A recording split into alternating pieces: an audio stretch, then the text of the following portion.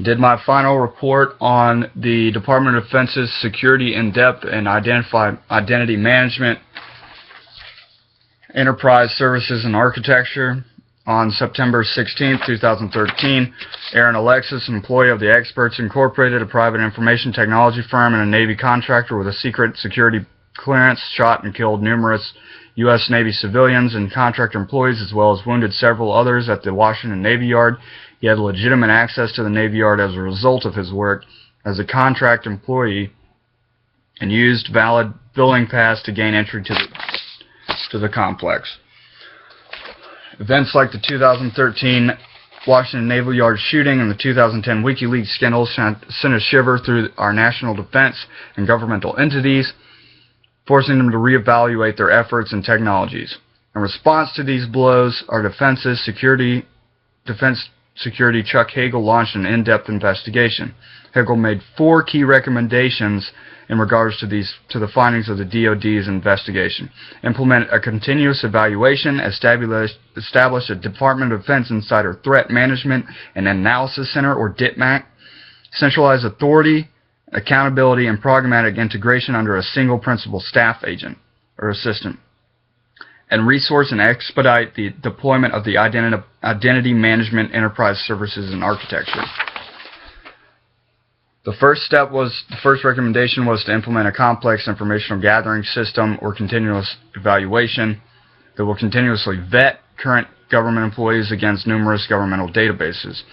These databases include the National Crime Information Center, the NCIC, the FBI file, and Terrorism Screening Database, or TSDB. Automated Continuous Evaluation System operates in coordination with the Office of Director of National Intelligence, the ODNI, and the Office of Personnel Management, the OPM. Continuous evaluation is the first crucial step in this massive overhaul of securities and supplies information to the subsequent technologies and implementations. Continuous evaluation will automatically gather and update information from the databases it is linked to.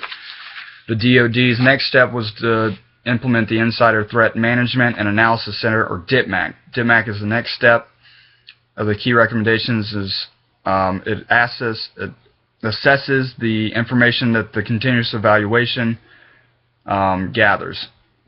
After all the information is compiled, the DITMAC then analyzes the information to determine whether the person is a threat. The responsibilities of tasking the automated record checks, analyzing the results of the continuous evaluation, sending identified issues to the appropriate responding organizations for further evaluation. The next step was to centralize authority and accountability and a programmatic integration. And they centralized the responsibility of this entire network under one identified employee, Michael Vickers. Michael Vickers is located at the Office of the Undersecretary of Intelligence.